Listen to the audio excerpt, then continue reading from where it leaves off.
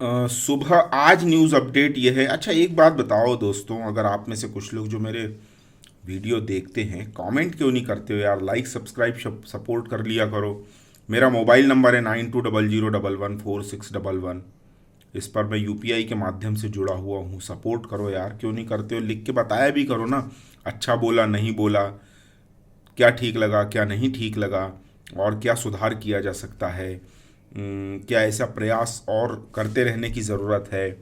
और जो मैं जो मॉर्निंग वॉक के लिए जाता हूँ उस समय वीडियो, और अभी जो इंडोर अपने होम में बैठ के, रूम में बैठ के अगर जो वीडियो बनते हैं, उसमें दोनों में आपको क्या अंतर समझ में आता है, या दोनों बराबर है? ठीक है, जैसा है चलते रहना चाहिए।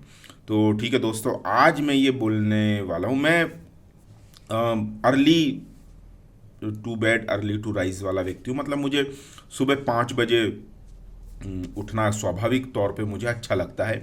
तो मेरी जब दिनचर्या सुबह 5 बजे शुरू होती है, तो स्वाभाविक तौर पे कि नींद मुझे जल्दी ही आती है, तो 10 साढ़े 10 बजे तक सो जाना मुझे अच्छा लगता है। और अब सुबह मैं अपने मित्रों के, बचपन के दोस्तों के व्हाट्सएप ग्रुप में गया, तो वहाँ वहाँ भी पटाखे फूट रहे थे, बोल रहे हो। तो मालूम चला कि वो पटाखे जो व्हाट्सएप ग्रुप में फूट रहे हैं वो दरअसल रात में फूट चुके हैं। सब लोगों ने चर्चा करी।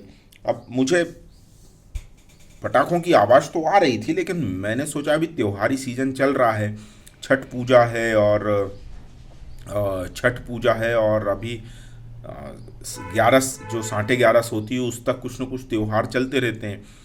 अब सभी लोग सभी त्यौहार नहीं मनाते, लेकिन कुछ लोग तो होते हैं, कुछ ना कुछ त्यौहार कोई ना कोई दिन तो चलता ही रहता है। ये भारत भूमि है, वो पटाखे फूटते हैं तो फूटना चाहिए भाई। उल्का दान है वो। दीपावली पर भी लिब्रांडू गैंग ने बहुत कोशिश करी, लेकिन वो सफल नहीं हो पाए, और धुआं धुआं उड़ा दिए, गर्दा उड़ा दिए। धुआं धुआं दिल्ली, मैंने हैशटैग भी चलाया था, धुआं धुआं दिल्ली।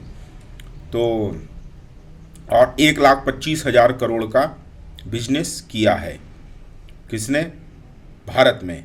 और उसमें भी बाइकॉट चाइना हुआ है। 50,000 करोड़ का बताया जाता है कि चाइना से माल नहीं खरीदा, चाइना को इतना नुकसान हुआ। खैर, चाइना को कितना नुकसान हुआ वो एक अलग बात है, लेकिन हमारे अपने लोगों तक पैसा पहुंचा है, और ये जो पैसा हमारे अपने लोगों तक पहुंचता है, यही आप यकीन मानिए कि हम लोगों तक यही आता है, जो मध्यम वर्ग है। मेरा एक हैशटैग और अगर आप हो सके तो ध्यान रखें, DBT for middle class, DBT for middle class, मध्यम वर्ग की सुनो सरकार। एक लाइन ये देता हूं मैं, और हैशटैग इतना है, डीबीटी फॉर मिडिल क्लास, ये हैशटैग है, और उसके साथ लाइन देता हूं, मध्यम वर्ग की सुनो सरकार। मध्यम वर्ग की तरफ ध्यान तो है इस सरकार का। पिछली सरकारों के लिए तो मध्यम वर्ग कुछ होता ही नहीं था। राजे रजवाड़े जमींदार होते थे और गरीब लोग होते थे। ये सरकार की नज़र में है ज़रूर, पर अभी तक ग्राउंड पे उतना फ़ायदा होता हुआ दिखा नहीं है। चलिए, अब मैं मध्यम वर्ग पे तो आज इस वीडियो में नहीं बोलूँगा। मैं इस वीडियो में बोलूँगा, हाँ, जुड़ा हुआ जरूर ये है मध्यम वर्ग से, कि जो पटाखे फूटते हैं वो मध्यम वर्ग में ज़्यादा फोड़े जाते हैं।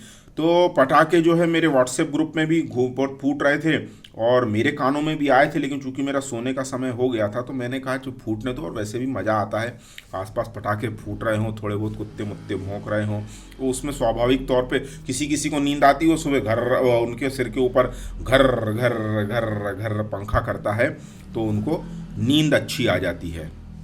और वो पंखा बंद कर दो घर घर घर घर वाला, तो उनको नींद आना बंद हो जाती है, नींद डिस्टर्ब हो जाती है। तो ऐसा है हमारा। अब पटाखे फूटे तो मैंने भी सोचा कि थोड़ा बहुत पटाखों पे ही बात कर ली जाए।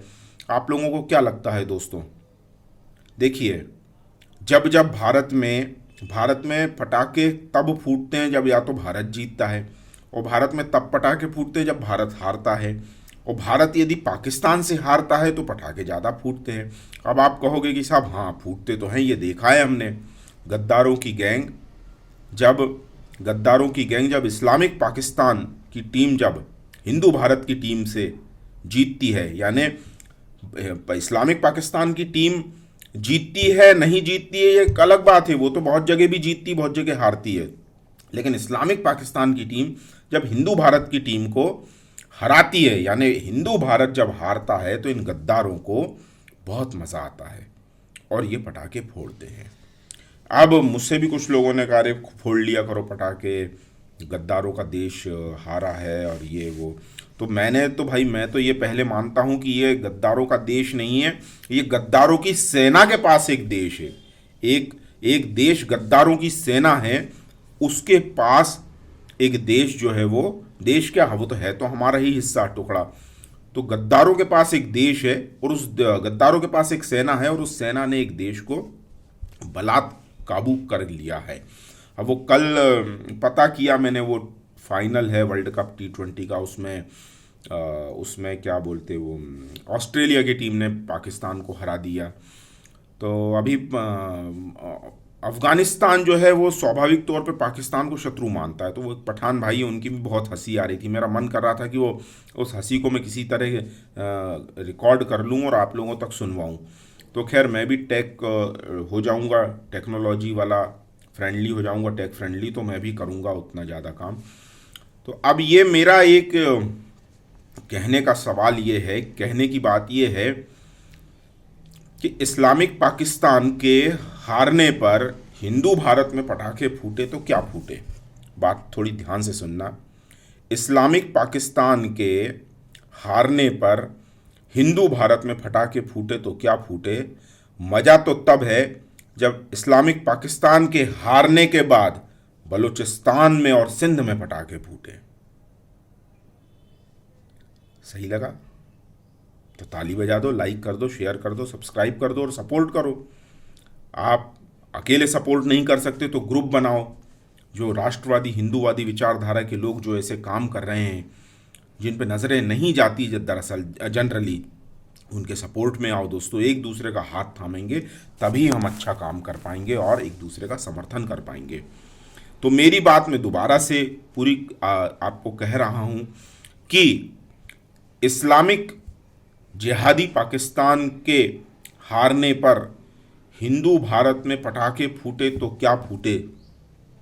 इस्लामिक जिहादी पाकिस्तान के हारने पर अगर बलूचिस्तान में पटाखे फूटे तो फूटे, अगर सिंध में पटाखे फूटे तो फूटे, तो माना जाएगा कि पटाखे फूटते हैं। ठीक है, समझ रहे हो ना दोस्तों। बस ऐसी धार रखो, लाइक शेयर कमेंट करो और सब्सक्राइब करो। यूट्यूब पर मैं अपने ही नाम से, नारायण हरणे नाम से उपलब्ध हूँ, आप सर्च कर सकते हैं। टेलीग्राम पर भी हूँ, कहीं सपोर्ट जहाँ आपको दिखता है। इंस्टाग्राम पर भी हूँ, इसी चेहरे के साथ, इसी नाम के साथ, नारायण हरणे। तो आप मुझे हर जगह सपोर्ट कर सकते हैं। Thank you very much.